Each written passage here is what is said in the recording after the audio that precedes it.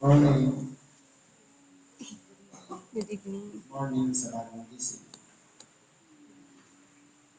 Hello. Hi.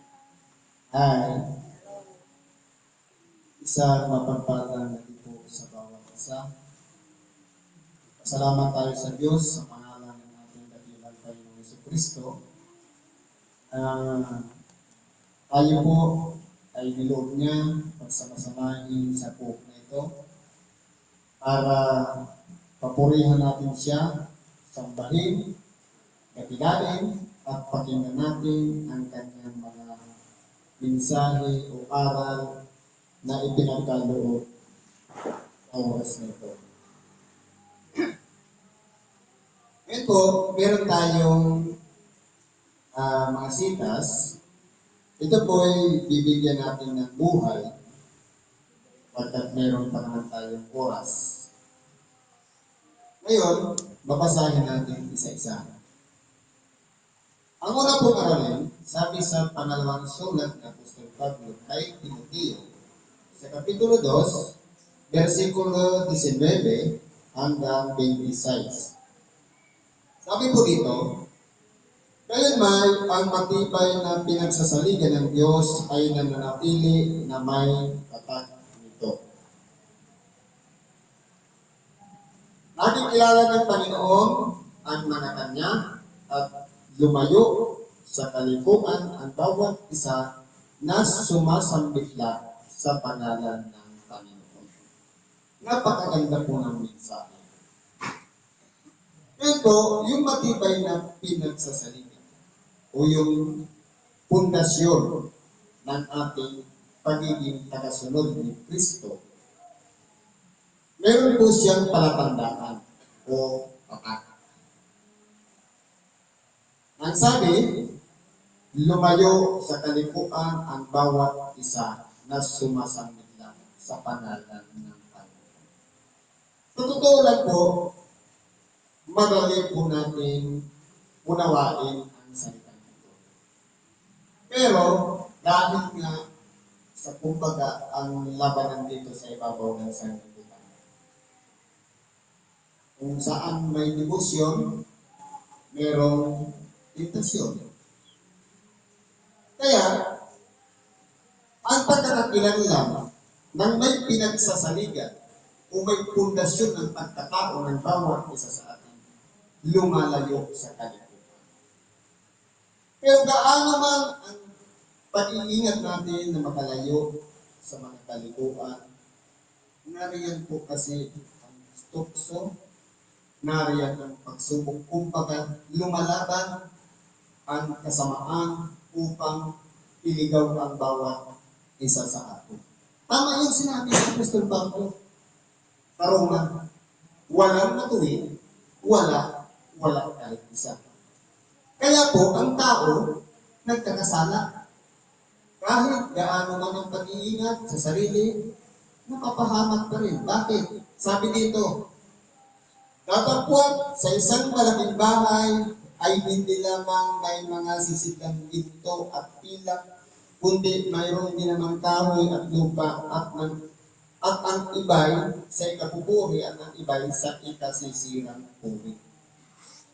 Kaya kumbaga po, hindi po natin pwedeng sabihin na matuwid na ako, malinis na ako, banal na ako. Dahil po, depende po sa kung paano ang kalagayan natin kung tayo ba'y nakakasira o kung tayo'y nakabubuti sa ating mga kapatid. Kaya po mayroong pagkakakilanlan. Pero dahil nga, nandito tayo sa ibabaw ng sanlibutan, maraming challenge, napakaraming mga pagsubok, hindi po tayo makakatayan sa kalaban dahil napakalupit ng examiner. Walang iba ang diyan na tinitingnan ng bawat puso ng bawat isa sa atin kung hanggang saan katapat ang ating pagiging isang tagasunod ni Kristo sa makatuwid bagay. Sumusunod tayo sa Kanya, kinakailangan pinakikiramdaman natin kung ang nangyayari sa ating buhay, papunta na ba sa pagsunod sa kalaban ng Diyos o pagsunod sa kalooban ng Diyos. Kaya po, Hindi po masasabi natin, ako'y ginto, o ako'y pilak, marahil pwede rin maging kahoy, bato. Kaya hindi po natin masasabi sa ating sarili. Ang mahalaga, lumalayo tayo. Sinisikap natin pagamat, inilalapit naman tayo sa kapahamatan, pero nagpipilit pa rin tayong lumayo sa kasama. Sabi dito, kung ang sino man nga ay malinis sa alinman sa mga ito, ay magiging sisidlang ikapupuri. Pinakabanal, marapat gamitin ng may-ari, nahahanda sa lahat ng gawang mabuti. Kumbaga, nasa kalooban pa rin ng Diyos. Kung tayo po ay isang kagamitan o kasangkapan sa ikapupuri, Diyos po ang magiging parang gamitin tayo kung saan ang direksyon ng ating buhay. Pero dapat, marunong din tayong kumilala kung yan bang nagmamaniobra ng ating buhay, gabay ba ng Diyos o gabay ng kalaban ng Diyos. Kaya pwede tayong malinlan, pwede tayong madala. Yun po, nakikita po yun sa nagiging resulta ng ating mga ginagawa. Kaya po dito, pinag-iingat po tayo.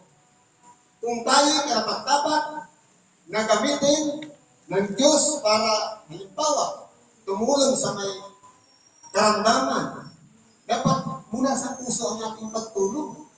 Hindi tayo naghahanap na kilalanin tayo, nakilain tayo, o kaya papurihan tayo. Kundi lahat ng yan, ibinabalik natin lahat sa Diyos ang kapurihan at kadakilaan at karangalan sapagkat tayo ay isang kagamitan lamang na dumaloy ang kapangyarihan ng Diyos para gumalaw ang kanyang kapangyarihan makarating doon sa taong may karamdaman. Ganun po yun. Sabi po dito, dapat layuan mo ang masamang pita ng kabinataan at sundin mo ang kabanalan. Dito po, halimbawa, sa mga lalaki. Minsan po kasi sa mga lalaki, kahit na may pamilya na, nagagawa pa rin mag-diskarte. Manligaw, nakala mo parang binata pa rin. Na minsan, napakarami ngayon, na kahit pamilyado na sa probinsya, pagdating ng Maynila, single siya. Binata pa rin. Asal binata. Kaya po, ito po ang dapat nating layuan. Ano ba sabi dito? Dapat sa ikababanan o kabanalan. Kinakailangan palagi tayong maghingi ng tawad. Yun po, matakuwag tayo nasa kabanan.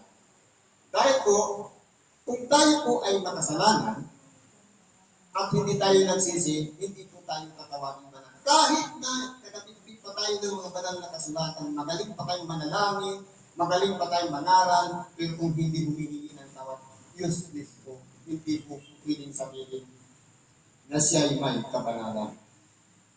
Sabi po dito, ang pananampalataya, ang pag-ibig, ang kapayapaan, kasama ng mga nagsisitawag sa Panginoon mula sa pusong malinis. Dapat po, meron tayong pananampalataya. Ano ba yung pananampalataya? Sa sarili lang ba natin? O nakapatong doon sa ibabaw ng pundasyon sa makatulid bagay si Hesus Kristo? Na lahat ng ating ginagawa, nagtitiwala tayo dahil kasama natin si Kristo. Hindi tayo gumagawang mag-isa. Sabi pa, sa pag-ibig, dapat ang pagkakakilala natin na ipinapakita natin sa ating kapwa, dapat po makatotohanan. Nararamdaman ng ating kapwa yung pagkalinga natin, yung pagpapahalaga natin sa bawat isa sa atin. Yun po yung importante. Katulad din ng mag-asawa.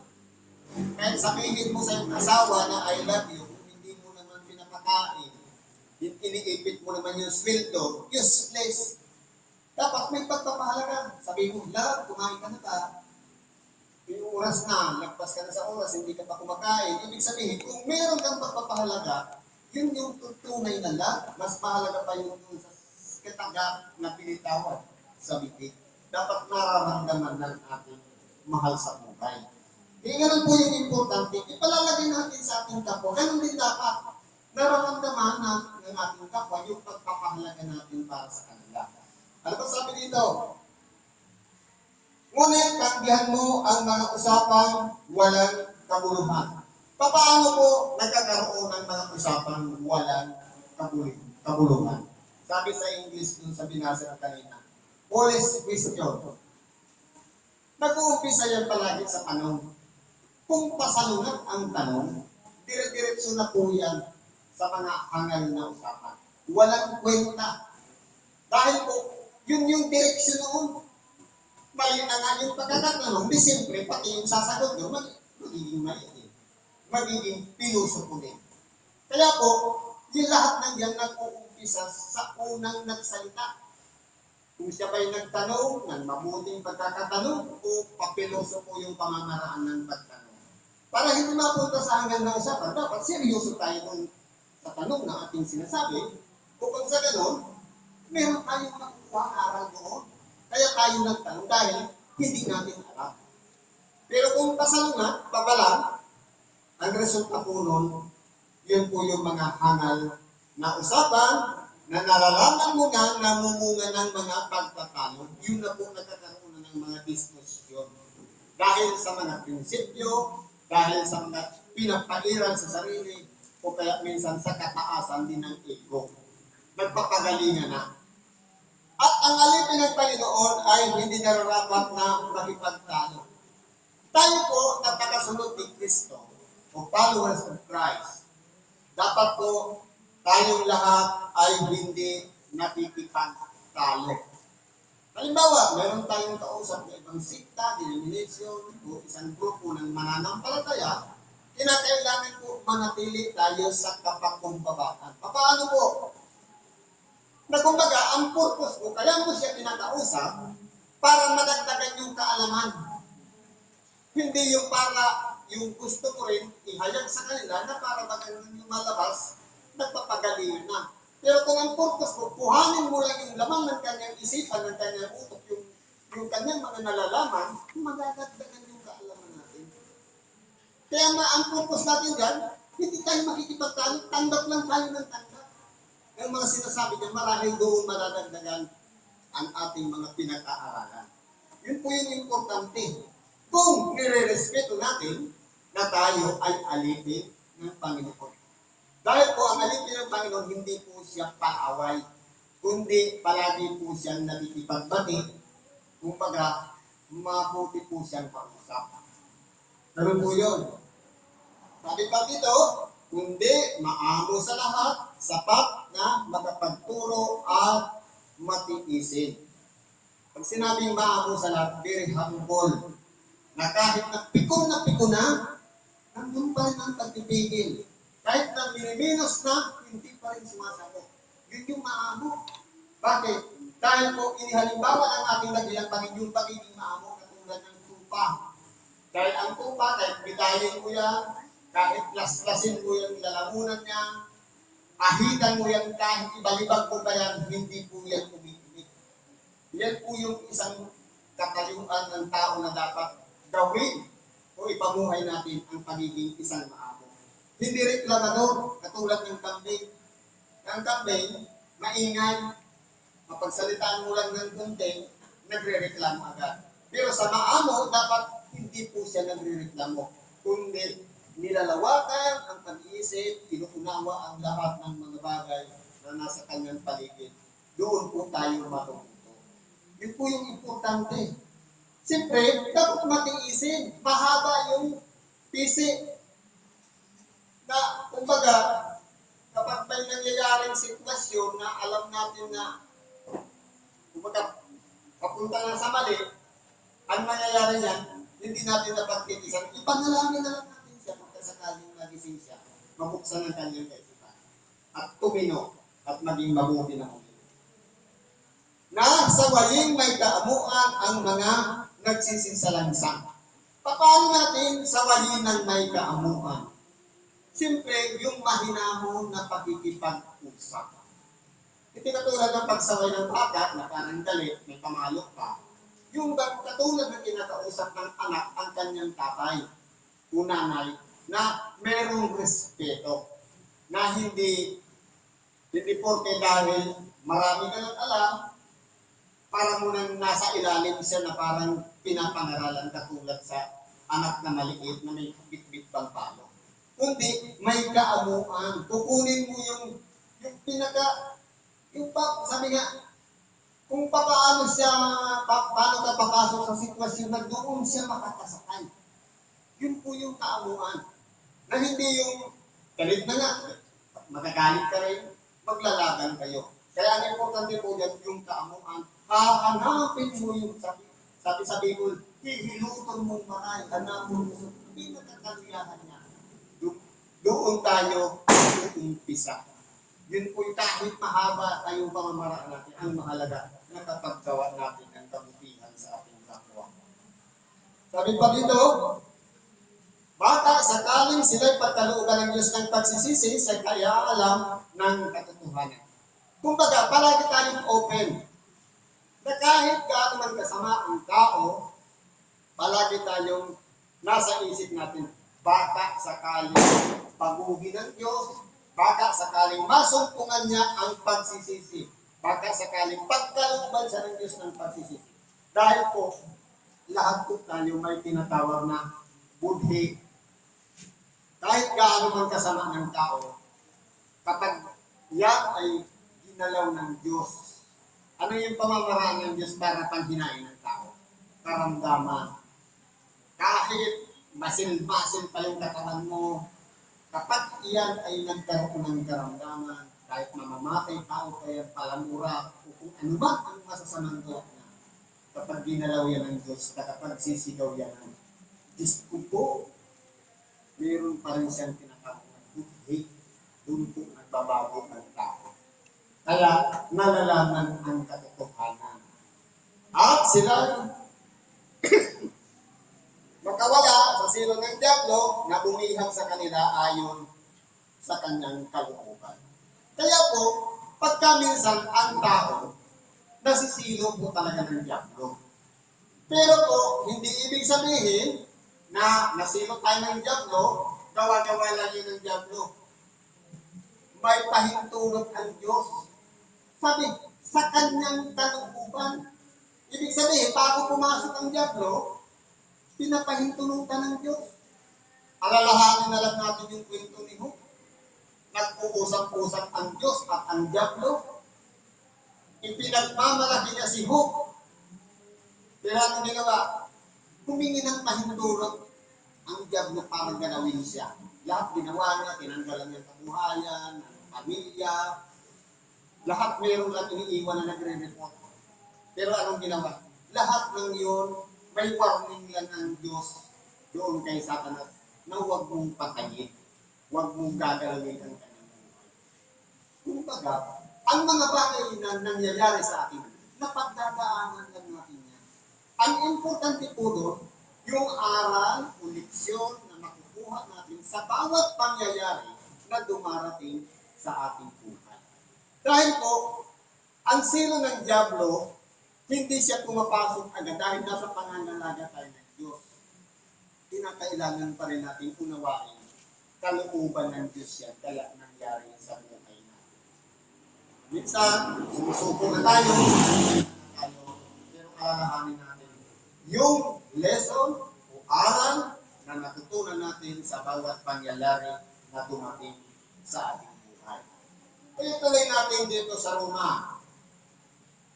Sabi po sa sulat ni Apostol Pablo sa mga taga-Roma, kuha lang tayo ng ilan dito laman. Kung mapabasa natin lahat, mas maganda. Sabi sa Kapitulo 12, versikulo 4 hanggang 21. Sapagkat kung paanong sa isang katawan ay tayong maraming mga sangkap at ang lahat ng mga sangkap ay hindi pareho ang gawain. Ito po. Kahit italagay natin ibang lista o yung bibig, hindi na nangahulugan dahil pare-parehas ang ibang lista, pare-parehas na ang sasabihin nila. Magkakaiba-iba po ang kaalaman, experience. Kasi kung halimbawa, iba naman yung naging pamumuhay ng isang ebanghilista, iba naman yung isa. Kung ano yung karanasan nila, doon sila humuhugot ng lahat ng mga experience at kaalaman na natutunan sa buhay-buhay dito sa ibabaw ng sanlibutan. Kaya yun ang ginagamit niya para ipahayag yung mga karanasan na dumanas ng mga kahirapan, pag-uusig, problema. Doon po yung kumukuha ng bugot o humuhugot ng sasabihin. Kaya hindi pa rin parehas ang ebanghilista. Sabi dito, yan po, isang sample lamang. Ay gayon din tayo na marami ay isang katawan kay Kristo at mga sangkap na sama-sama sa isa't isa. Ito na po yung pinakamaganda. Pagamat po, tayong lahat ay magkakaiba-iba. Mayroong kapatiran, na palaging nasa templo buwa, mayroon naman nandito sa salugon. Pero daalang-alang sa pagsunod, kung nire-respeto natin ang tinatawag na isang katawan, ibig sabihin, kinakailangan ang treatment natin sa isa't isa. Sabi nga, sakit ng kalindinan, sakit ng buong katawan. Sa madaling salita, kapag nasasaktan ang kapwa natin, namiminos na, o kaya minamaliit na, dapat po tulungan natin, gabayan natin, subaybayan natin, baka sakali sumuko, o kaya hindi na magpatuloy ng kanyang paglilingkod, o kaya, kumbaga, maging negative na ang kanyang pag-iisip. Ang mahalaga po doon, mayroon tayong nagawa para sa ating kapwa. Yun po yung pinaka-importante. Na sama-sama tayo sa isa't isa. Meron tayong pagpapahalagahan. Sa makatuwid, wala tayong ilalaglag, wala tayong iangat, kundi ang pagtuturingan natin sa ating kapwa, tunay na magkakapatid, nagpapahalagahan sa isa't isa. At lamang may mga kaloob na nagkakaiba-iba ayon sa biyaya na ibinigay sa atin, kung hula ay mga hula tayo ayon sa kasukatan ng ating pananampalataya. Kaya po kung halimbawa, kung ano lang po yung level ng pananampalataya na doon tayo nag-umpisa, kumbaga, kung sa paghuhula o pangangaral ng salita ng Diyos, kung hanggang doon lang ang nalalaman natin at natutunan, hanggang doon lang ang pagpapaliwanag ng Ebanghelyo. Ganun lang po yun. Kasi iba-iba nga po, hindi siya pantay-pantay, hindi pare-parehas. Depende nga po talaga sa experience o karanasan ng bawat isa sa atin. Doon siya humuhugot ng ipapahayag niya. Sabi po dito, o kung ministeryo ay gamitin natin ang ating sarili sa ating ministeryo. Ano yung ministeryo? Yung sinumpaan natin. Kahit na nagsasawa na tayo, pabalik-balik sa pinto, ano bang nakukuha natin? Minsan, umaayaw na tayo. Minsan, duda pa tayo sa ginagawa natin. Pero ang tanong, bakit mas marami pa ang lumuluwalhati sa Diyos dahil sa mga ginagawa natin? Dahil po, Diyos mismo ang nagdala sa atin ng mga taong naghahanap ng tulong na lumalapit sa atin para tulungan natin. Lalo-lalo na yung may mga karamdaman. Yung pagtupad po ng ministry, dapat maging seryoso po tayo. Sabi dito, o ang nagtuturo ay sa kanyang pagtuturo. Kung halimbawa, kabisado mo yung banal na kasulatan at gusto mong i-share o ipaliwanag o palawakin yun, yun din ang biyaya na nasa kanya, dapat gamitin natin para pagkarating doon sa mga tao na humihingi ng pagpapaliwanag doon sa mga sitas na malabo para sa kanila. Matuturuan natin sila. Kung ang umaaral ay sa kanyang pag-aaral. Lahat naman tayo ay nag-aaral. Pero po, sa pinag-aaralan natin, papunta tayo doon sa kaganapan. Kumbaga, dati, kung titingnan natin sa mga estudyante, kapag nag-aaral, meron silang graduation. May katapusan, may hangganan. Pero sa pag-aaral natin sa banal na kasulatan, papunta kasi tayo sa everlasting, o walang hanggan. Ngayon, kung halimbawa, sa oras lang ng pakikinig ng Ebanghelyo, sa isang oras, o kalahating oras, minsan nagsasawa na tayo, practice pa nga namin para sa everlasting life, isang oras lang nagsasawa na tayo. Ibig sabihin, hindi tayo seryoso sa pakikinig natin ng Ebanghelyo. Kaya, kung tayo po, ang hinahangad natin, papunta doon sa buhay na walang hanggan, dapat ang pinag-aaralan natin, yung mga walang hanggan, yung pag-aaral na nagpapatuloy. Na hindi tayo nagsasawa sa pakikinig, sa pag-aaral, kahit gabi-gabi, iisa lang ang sitas na binabasa natin, kasi iba-iba po ang paliwanag yan, dipindi po sa ating paghahanda, hindi ng paliwanag ng ating sitas. Ang namimigay ay magbigay na may kagandahan loob sa mga nagdodonate o mga naglilimos. Kinakailangan, kung tayo po'y gagawa ng isang bagay, hindi mabigat sa puso. Dapat maluwag. At kumbaga, sa oras na iyan ay hawak natin, nasa pangangalaga pa natin, pwede natin pakialaman. Pero kapag yan ay binigay na natin, labas na tayo ng dahil nasa pangangalaga na rin ang binigyan. Ganun po yun. Halimbawa, limos. Limos ka doon sa pulubi. Pagkatapos nakita mo, bumili ng sigarilyo, labas ka na doon. Dahil, ibinigay mo na nga eh. Kasi kapag pinakialaman mo pa kung paano niya ginamit, pinatulan mo na siya. Kaya hayaan natin siya. Malay mo, hindi na meron pala siya nakapupungan pera para magbili ng sarili ng panggasto. Hindi naman niya pala ginalaw yung binigay mo. Nakakapaghatong tayo. Kaya yun po yung pag-ingatan natin. Sabi dito, ang nagpupuno ay magsikap, ang nahabag ay magsaya. Yung mga leader, kung nagpupuno, kinakailangan po may pagsisikap. Mayroong mga ideya o pamamaraan kung paano i-manage ang kanyang pinanghahawatan pamumuno. Yan po yung importante. Kung tayo ay nahahabag, dapat nagagalak tayo na nakakatulog tayo ng kabutihan sa ating kapwa. Sabi dito, ang pag-ibig ay maging walang pagpapaimbabaw. Dapat po maging makatotohanan tayo sa ipinapakita nating pag-ibig sa ating kapwa. Kaputan ninyo ang masama, mag-isanib kayo sa mabuti.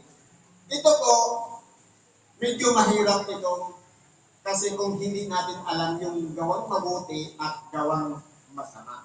Nagkakaroon na po dito ng pagkakabahagi. Kumbaga, pag sinabing kapuutan mo ang masama, sa iyong sarili, hindi ka makikisama doon. Ilalayo mo ang iyong sarili. At kung meron ng iba na punta sa masama, hihikayatin mo siya bumalik sa kabutihan.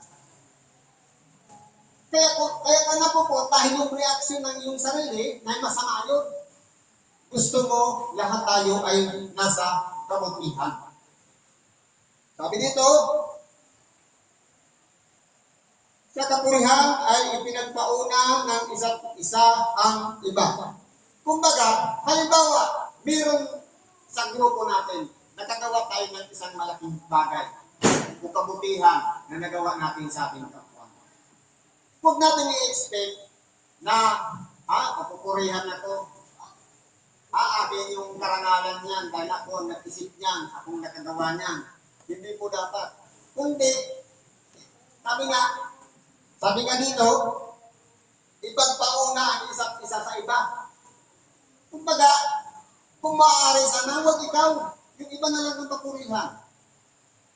Kumbaga, kahit na marami kang naging effort, pagpapagod, dapat hindi sa'yo yun. Hayaan mo yung iba na lang mo sa'yo. Dahil, kumbaga, ang inaasam-asam mo, hindi yung papurihan ng tao, kundi yung Diyos. Dahil, ang inaabangan natin, sabi, yung ganti ng Diyos sa kanyang pagbabalik. O kaya sa paghuhukom. Huwag mga tamad sa pagsusumikap. Kinakailangan po, tayong nagsisikap, dapat consistent yung ating mga ginagawa. Sa pag-aaral, tuloy-tuloy lang. Hindi tayo nagsasawa.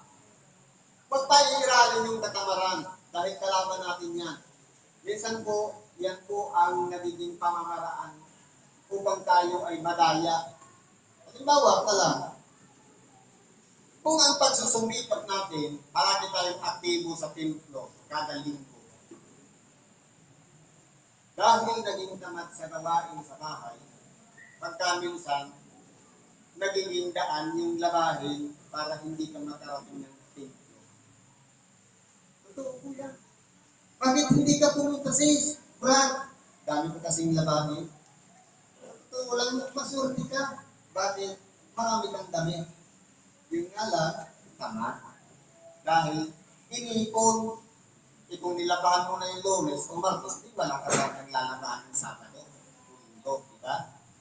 Ganun po yun. Mga galat sa pag-asa. Dapat po, yung inaasahan natin, huwag natin iwawala sa ating mga kaisipan. Na para tayo mayroong excitement doon sa pag-asa na kaya tayo nagsumikap, nagsasakripisyo, naglilingkod sa kapwa dahil doon sa reward na nakaabang sa atin, walang iba yung buhay na walang hanggan. Yun po yung pag-aasamin natin, yung reward. Katulad din naman sa ibabaw ng lupa, na kaya tayo'y kumukuha ng mga insurance dahil ang inaasahan natin yung reward na kapag namatay ang tao, meron makukuha yung mga maiiwan sa buhay. Dapat, ang isipin natin, iparehas natin ang ating sarili doon sa reward, yung tinatawag na buhay na walang hanggan. Na ang magbibenepisyo mismo, hindi yung maiiwan, kundi tayo mismo na nagsasakripisyo o nagsisikap dahil doon sa tinatawag na pag-asa na buhay na walang hanggan. Yun yung pinag-target natin. Dapat tayo magtamo ng buhay na walang hanggan, nakasama ni Kristo. Kasi may buhay na walang hanggan din, pero kapahamakan naman. Na walang, kahit ang apoy doon, hindi namamatay. Dahil po, sa paghihirap sa dagat-dagatang apoy at kasukoy na walang hanggan din. Kaya, walang hanggan din ang buhay na tatanggapin at walang hanggan din ang karanasan ng paghihirap. Dami, mapaglingkod sa Panginoon. Paano tayo maglilingkod sa Panginoon? Hindi natin siya nakikita. Paano natin masasabi? Iniibig natin ang Diyos, samantalang hindi natin iniibig ang ating kapwa o napupot tayo sa ating kapwa. Paano natin masasabi na naglilingkod tayo sa Diyos? Hindi tayo naglilingkod sa ating kapwa. Kung tutusin po, nariyan ang ating kapwa. Lalang din ng Diyos. Larawan din ng Diyos. Kawangis ng Diyos. Kapag pinaglingkuran ng natin ang ating kapwa, sa Diyos na rin tayo naglingkod. Dahil sa Kanya mismo, ininangis ang kalagayan ng ating kapwa. Lamang nagkaroon lang ng diferensya. Marahil, kumulubog na yung balat, o kaya nagkaroon ng hiwa sa mukha, kaya pumangit. Pero hindi po yung batayan. Ang mahalaga, nakapaglingkod tayo, kung nakagawa tayo ng kabutihan sa ating kapwa. Dahil pa po dito, mga galak sa pag-asa, magmatyagain, magmatilisin sa kapighatian, magmatyagain sa pananalangin. Dito po sa magmatilisin sa kapighatian. Sa totoo lang kung meron tayong mga karanasan, kung minsan dumarating sa ating buhay, na unexpected, hindi natin inaasahan. Bakit kaya nangyari sa akin ang ganito? Bakit ginagawa ko naman ang pag-iingat? Bakit nagkasakit ang ating mahal sa buhay? Kinakailangan po, sabi nito, magmatiisin. Kung iyan po ay nakatakda talaga sa buhay natin na dadanasin natin, dapat preparado tayo na maging matiisin. Dapat, kinakailangan tatanggapin natin yung sitwasyon. Huwag na tayo manisin ng iba. Nangyari yan dahil kalooban ng Diyos.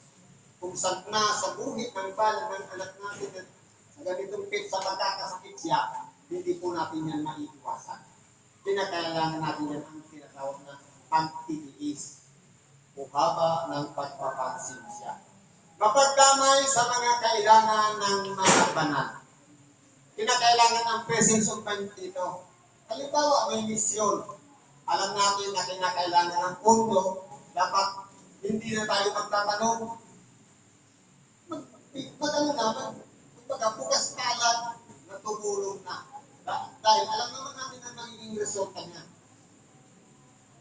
Maging mapagpatuloy. Ibig sabihin, hindi lang ginawa natin minsan, kundi inuulit-ulit. Consistent.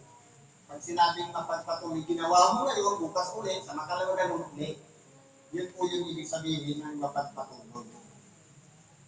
Pagpalain ninyo ang sa inyo'y nagsisiusi. Paano natin sila pagpapalain? Kapag tayo po ay nagalaw yung ating emosyon, hindi po natin magagawang pagpalain ang ating kapwa na umuusig sa atin.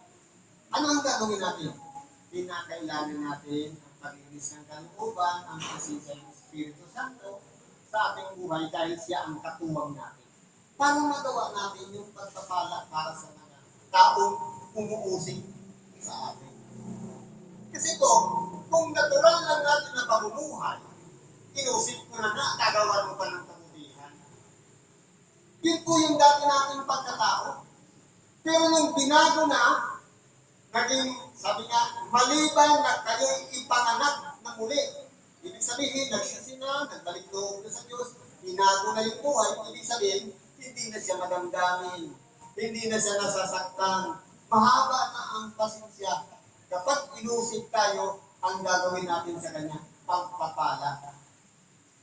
Na para, maramdaman man lang niya na bagamat mali ang kanyang ginagawa, pinapahalaga natin siya dahil sa tinatawag na pagpapala. Sabi po dito,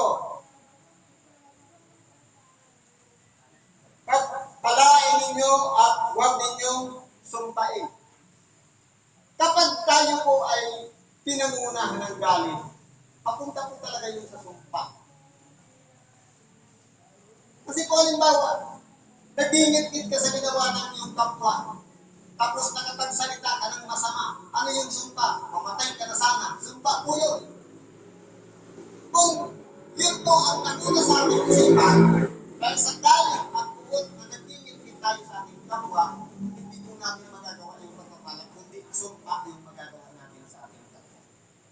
Kaya po nasa atin pa rin ang pagpipigil. Tayo po ang gagawa noon. Yun yung resulta ng ating ginagawa sa bibig at sa mga ginagawa. Sabi na po dito, makigalak kayo sa nangangagalak, makiiyak kayo sa nagsisiiyak. Hindi ibig sabihin na umiiyak na nga, tatawanan mo pa. Kundi itama natin. Kung nakikigalak, sabihin natin ang pakikigalak. Kung nagsisiiyak, damayan natin. Yun po yung ibig sabihin niya, hindi yung nangyari na nga sa kanya, sabihin pa natin, buti nga sa'yo, tatawanan pa natin. Parang mali. Kaya, itama natin, kung umiiyak siya, mag-iyak ka rin. Kung galak siya, mag-galak ka rin. Ipaparehas lang natin yung ating pakikitungo sa ating kapwa. Magkaisa kayo ng pag-iisip. Huwag ninyong ilagak ang inyong pag-iisip sa mga bagay na kapalaluan. Kinakailangan po maging humble lang tayo. Yung pagpapakumbaba, ito po yung sabi nga sa Bicol, tigkatan ang pride. Na kahit na miniminus ka na, yung pagkatao mo, yung tinatawag na kanal. Kapag tayo'y mapagpakumbaba, okay lang. Ulit-ulit yung kang libakin, siraan ng puri, okay ka lang. Handa ka doon. Dahil, isa po yan sa pinagpapraktisan natin. Na, kinokontrol natin yung ego, yung kapalaluan. Kasi po, nandito yan yung ego. Na pagkaminsan, lalong-lalo na sa mga minsan pamantayan ng tao, meron akong prinsipyo. Sa totoo lang po, ang prinsipyo, hindi po yan mabuti. Kapalaluan po yan. Kumbaga,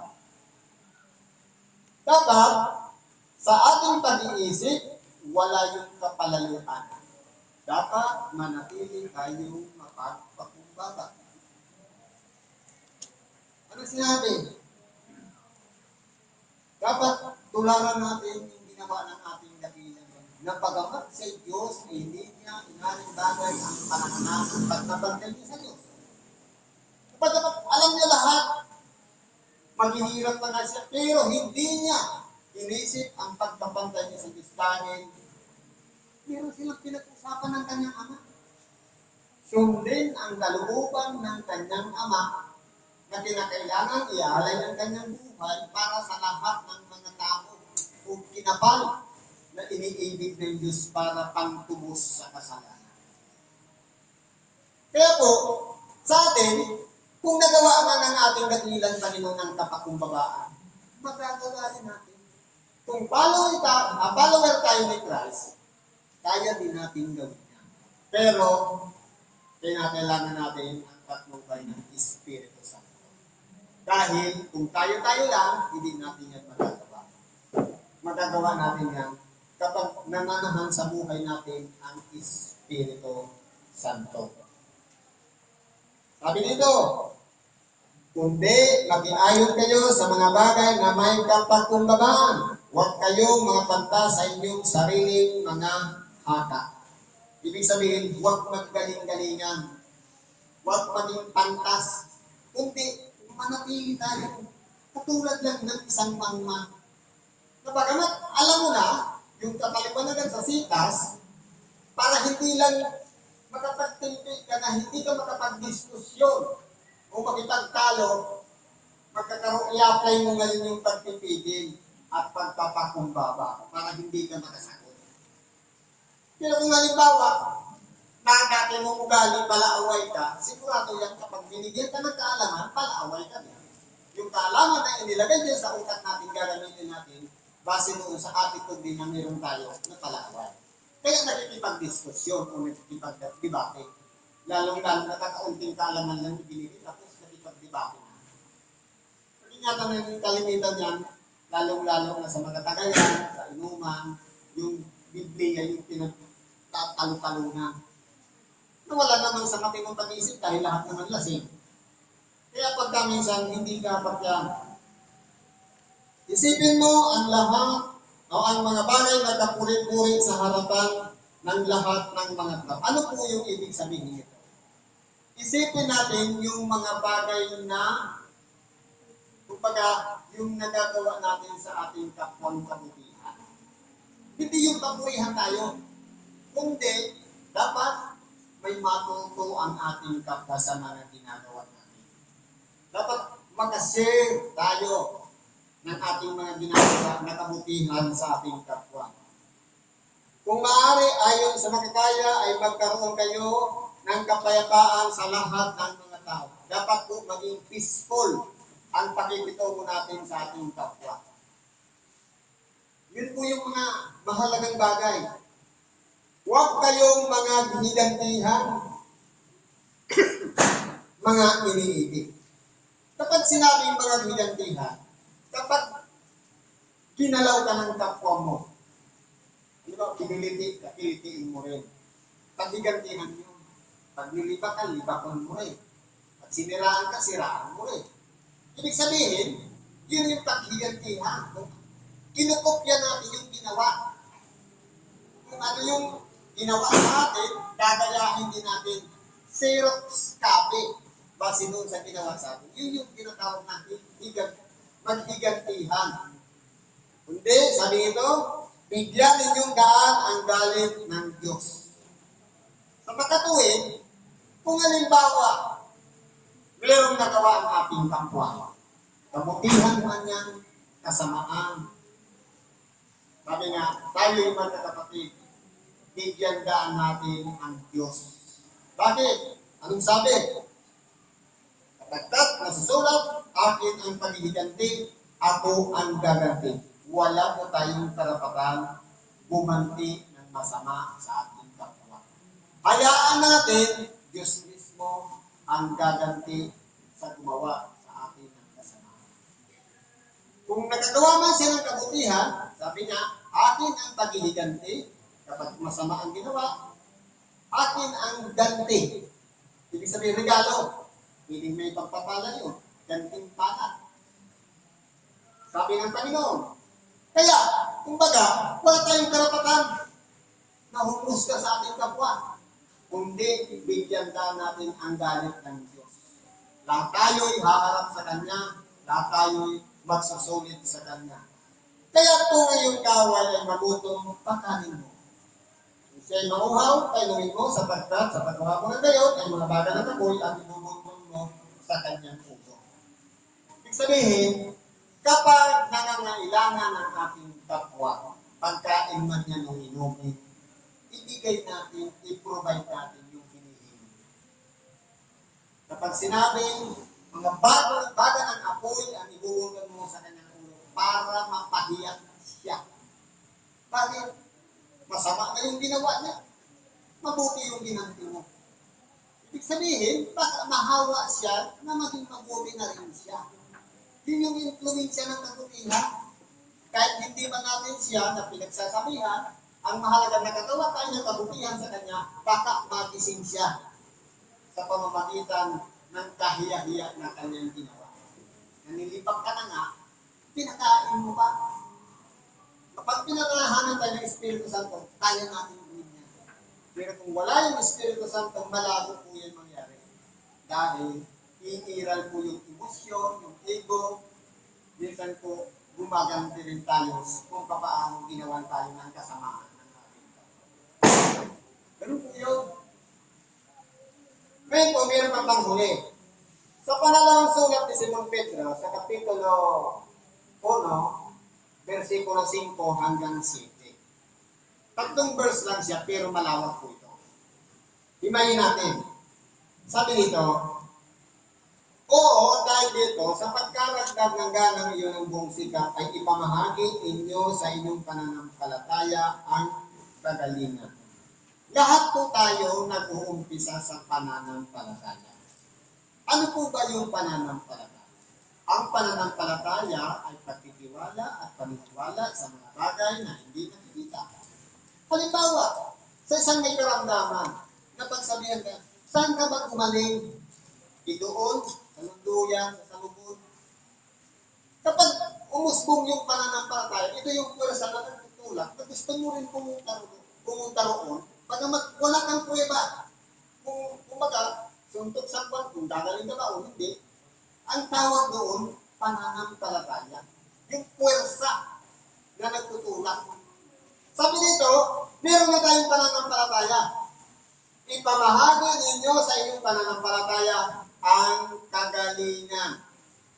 Ano po ba ang ibig sabihin ng kagalingan? Ngayon, magbasa tayo dito sa isang Bible.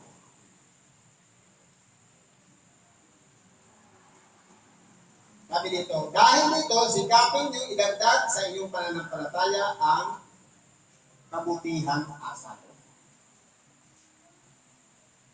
Kapag mayroon tayong pananampalataya, dapat ang kantong noon, attitude, ugali. Kasi kahit mayroon tayong pananampalataya, kung masama pa rin ang ugali, useless.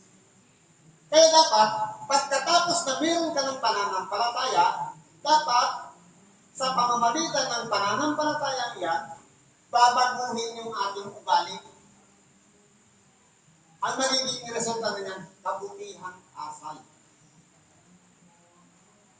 Sabi dito, kagalingan. Dahil, kumbaga, hindi ka na makikitaan ng anumang diferensya sa ugali. Dahil sa pananampalataya yung pinangahawakan natin. Sabi ba po dito?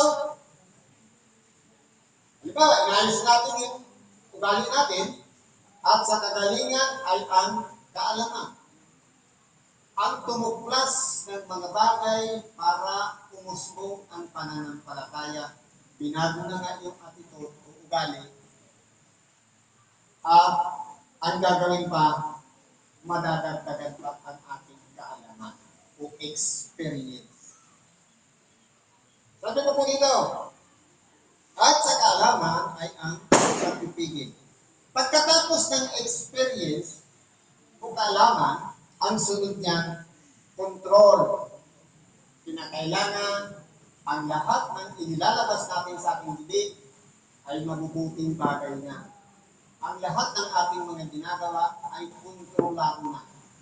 Kumbaga, hindi na yung parang bumubuhos lahat.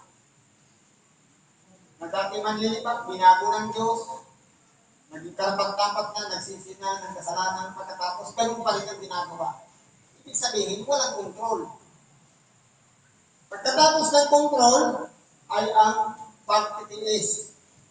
Kumbaga, kahit na punong-puno ka na sa iyong kapwa, inis ka na puot ka na, kinakailangan pa rin pagtiisan mo ang iyong kapwa dahil ugali niya na yan.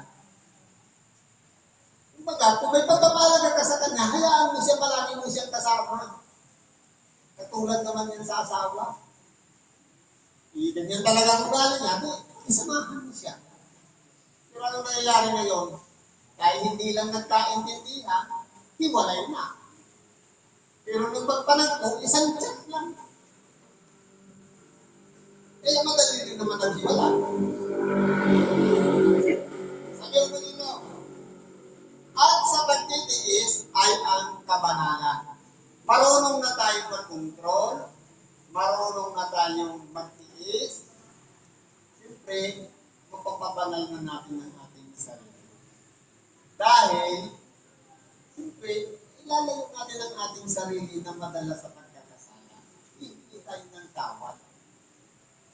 Dahil walang ibabalik sa atin. Kapag malinis ang budi, malinis ang konsensya. Dahil kaya niya mag-control, kaya niya matiis. Siyempre, kasunod nun, kabanalan. At sa kabanalan ay ang mabuting kalooban sa kapatid. Kapag nakapagsisi na ng kasalanan, yun na yung magiging resulta na marunong ka nang makitungo sa iyong kapwa ng pagpapahalaga sa isa't isa. Ibig sabihin, ito na yung pamamaraan natin na sabi kanina, kung nagutom ang iyong kaaway, pakanin mo. Kaya mo na siyang gawan na ng mabuting bagay in response sa pangangailangan ng ating kapwa. Sabi ko po dito, at sa mabuting kalooban sa kapatid ay ang pag-ibig. Kapag pinagtis natin ang lahat ng ito, mula sa pananampalataya hanggang sa masumpungan natin ang pag-ibig natin sa ating kapwa. Ibig sabihin niya, nakaganap na tayo ng isang bagay na nakasulat yan sa mga bandera natin. Anong nakalagay diyan? Pananampalataya. I-connect natin sa love. Pag-ibig. Ang sunod niya, hope. Pag-asa doon sa buhay na walang hanggan. Kaya po dito sa mga sitas na ito, bagamat tayo pong lahat ay nagtitiis, pinag-uusig, dumaranas ang iba-ibang pagsubok, ang mahalaga po doon, yung pagiging mapagpatuloy natin. Hindi tayo pinanghihinaan ng loob, hindi tayo nagsasawa, gumagawa tayo dahil doon sa hope o pag-asa na buhay na walang hanggan. Hanggang dito na lang po ako. Salamat po sa Diyos. At ano po ang ating kailangan na hindi naganap ngayong taong 2024.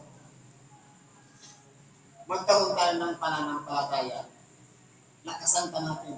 Baka masumpungan natin ngayong 2025. Happy New Year's po sa bawat isa. Salamat.